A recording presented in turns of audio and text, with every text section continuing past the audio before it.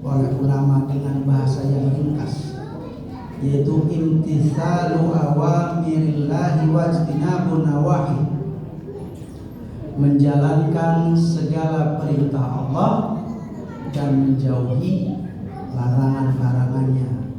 Jadi itu definisi ringkas daripada bertakwa.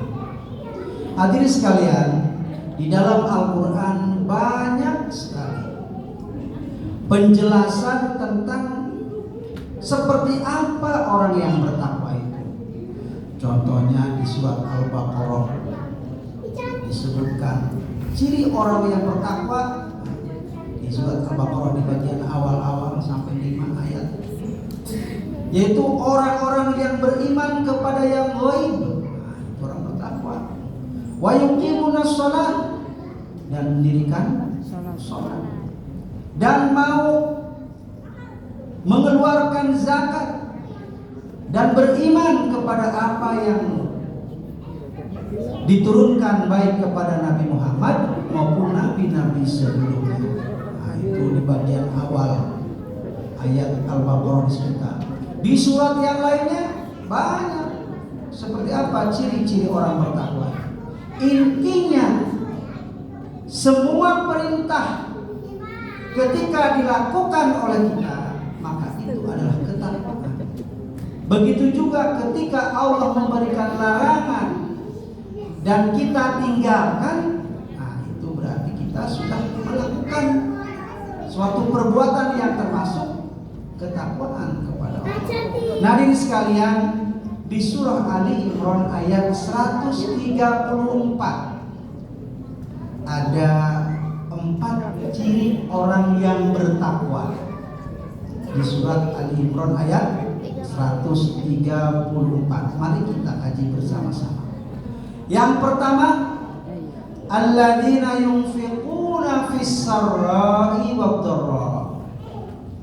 Orang yang bertakwa adalah di antaranya orang yang mau berinfak baik dalam keadaan lapang maupun sempit.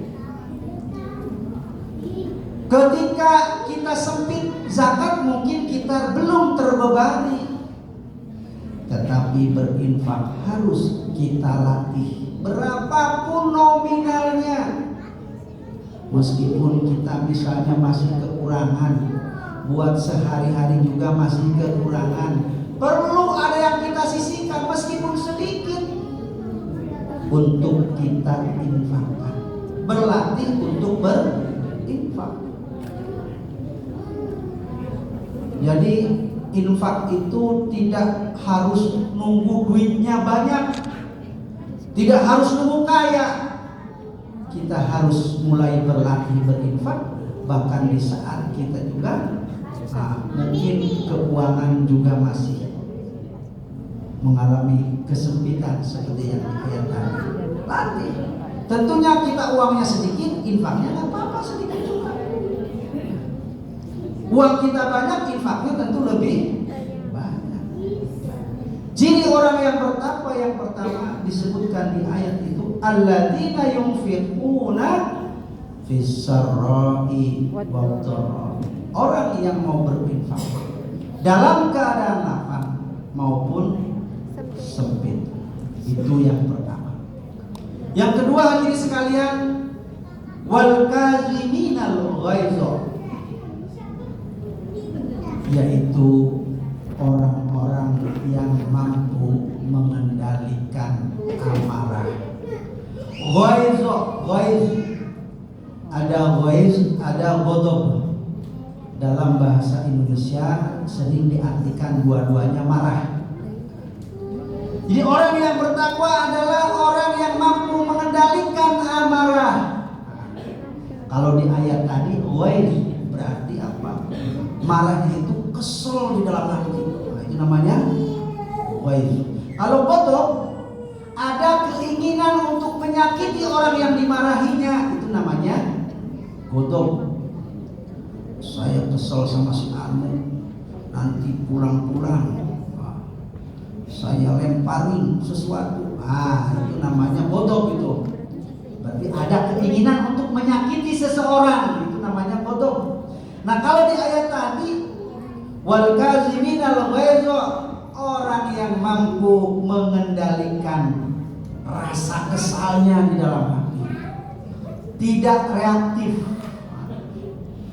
Makanya dalam tafsirnya disebutkan orang yang mengendalikan ghaiz itu dia tidak terekspresikan, tidak reaktif, tangannya tidak langsung nunjuk, matanya tidak langsung melotot.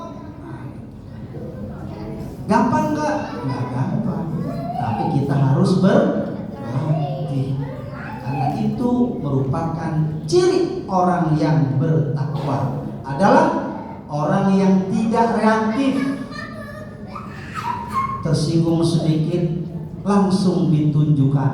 Nah, itu namanya tidak al-kaziminal ghaiz. Karena dalam keseharian tidak mungkin kita ini tidak pernah berhadapan dengan orang yang menyakiti kita. Pasti ada.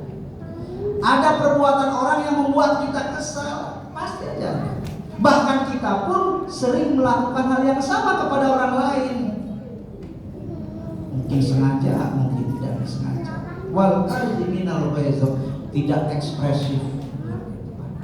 Berlatih untuk mengendalikan, tidak mengumbar rasa kekesalan itu, ditunjukkan biar semua orang tahu misalnya.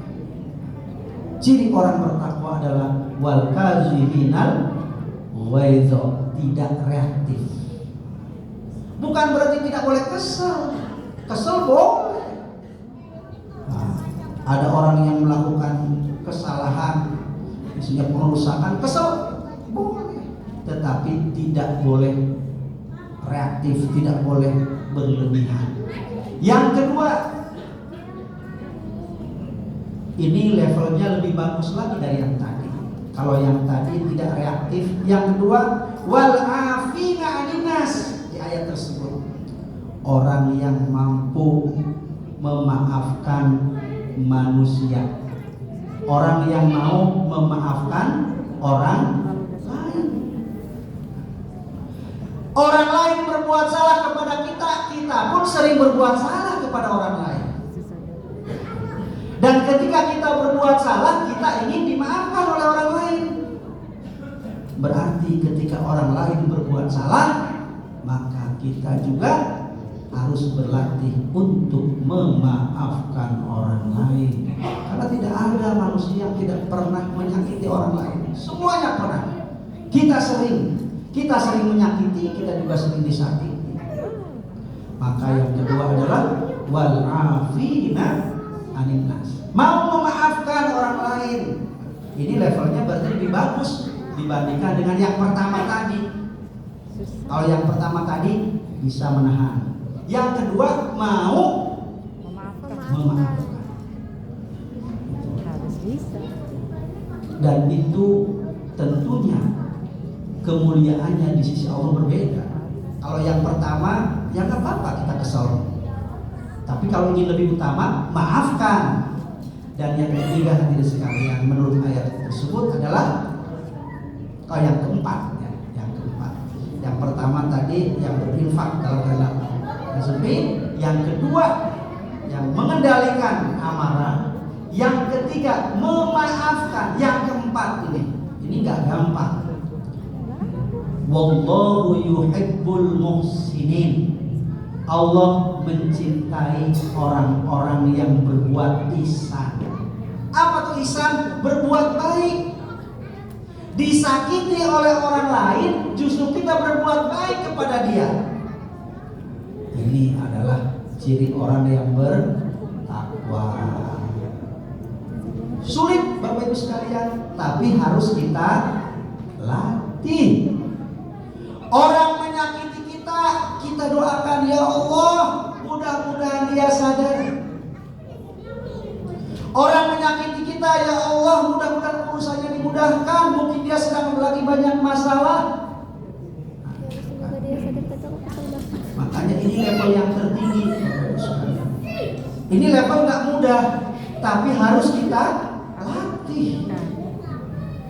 Orang mempermalukan kita, justru kita doakan kebaikan kepadanya. Masya Allah. Dan baginda Nabi mengatakan, orang yang mau mendoakan orang lain bizohril ghaibi, tanpa sepengetahuan orang yang didoakannya. Misalnya, ya Allah, saya doakan tetangga saya, mudah-mudahan urusannya dimudahkan, mudah-mudahan rencananya lancar. Kita doakan tanpa sepengetahuan orang tersebut. Apa kata malaikat? Walaka mislu dzalik, engkau juga aku doakan mendapatkan hal yang sama. Nah, apalagi kalau yang kita doakan orang yang menyakiti hati kita. Wah, itu luar biasa. Tidak mudah, tapi harus kita latih. Agar apa? Agar kita mulia. Bukan hanya mulia di hadapan manusia, terlebih adalah mulia di hadapan Allah Subhanahu wa Ta'ala. Jadi ada 3 resolusi konflik. Wah, di surat Ali Imran ayat 134. Yang pertama, kalau kesal sama orang yang menyakiti hati kita, tahan, tidak reaktif, tidak ditunjukkan. Yang kedua, maafkan dia. Yang ketiga, yuk kita latih untuk berbuat baik kepada orang yang telah berbuat salah kepada kita semuanya. Mudah-mudahan bisa kita latih bersama, dan mudah-mudahan kita termasuk orang-orang yang bertakwa. Amin ya rabbal alamin. Mudah-mudahan yang singkat ini bermanfaat. Wallahu muwaffiq ila aqwamit thoriq. Assalamualaikum warahmatullahi wabarakatuh. Waalaikumsalam.